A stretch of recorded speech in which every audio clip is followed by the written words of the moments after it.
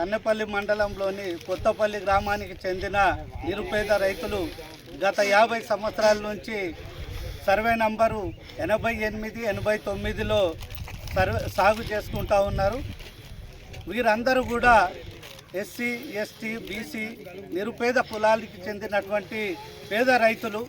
1 ఎకరం 2 ఎకరాల చొప్పున గత 50 సంవత్సరాల క్రితం మరి భూముల్ని కొట్టుకొని సాగు చేసుకుంటూ మరి జీవనం సాగిస్తూ ఉన్నారు.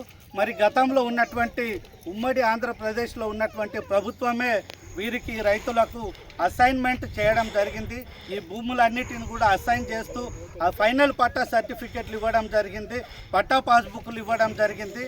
కానీ ఇప్పుడు ఇన్ని సంవత్సరాల తర్వాత 50 సంవత్సరాలు గడిచిన తర్వాత ఈరోజు అటవీ శాఖ అధికారులు రైతుల దగ్గరికి వచ్చేసి ఈ భూములు అటవీ శాఖకు సంబంధించినటువంటి భూములు అని చెప్పేసి రైతుల్ని సాగు చేయనీయకుండా అడ్డుపడుతూ వారి మీద కేసులు పెడుతూ దౌర్జన్యం చేస్తూ జైలుకు పంపిస్తామని చెప్పేసి ట్రెంచింగ్ వేస్తామని చెప్పేసి జేసీబీలు పొక్లైన్లను తీసుకొని వచ్చేసి రైతుల్ని భయభ్రాంతులకు గురి చేస్తూ ఉన్నారు.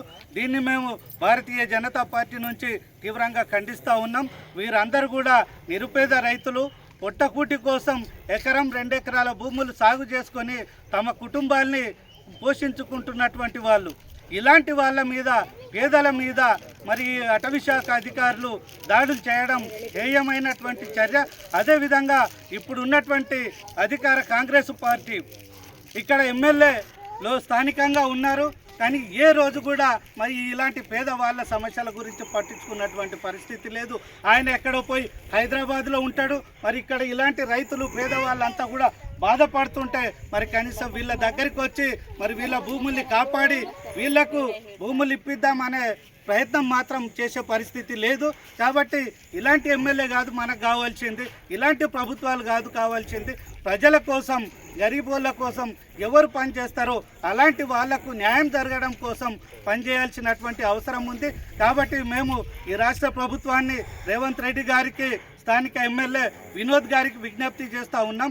నిరుపేదలకు మీరు మాది పేదల ప్రభుత్వం, గరీబోళ్ళ కోసం పనిచేస్తున్నాం, రైతుల కోసం పనిచేస్తున్నాం అని చెప్పి మీరు రోజు ఊకదంపుడు ఉపన్యాసాలు ఇస్తూ ఉన్నారు. అది కాదు కావాల్సింది.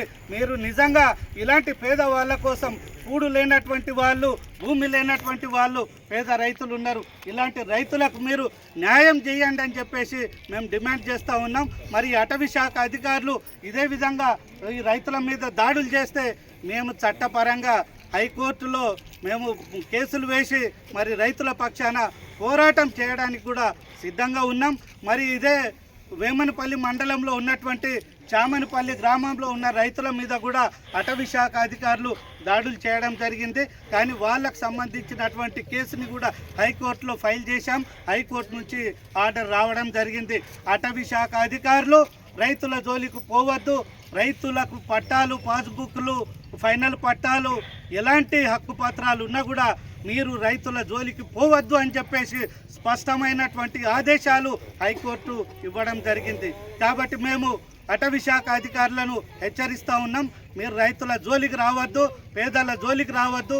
వస్తే మేము చూస్తూ ఊరుకోవడానికి గాజులు తొడుక్కొనలేము. మేము కూడా చట్టపరంగా పోరాటం చేస్తాం. రైతులతోటి మరి పోరాటాన్ని కూడా చేసే అవసరమైతే దాడులు చేయడానికి కూడా సిద్ధంగా ఉన్నామని చెప్పేసి హెచ్చరిస్తూ ఉన్నాం.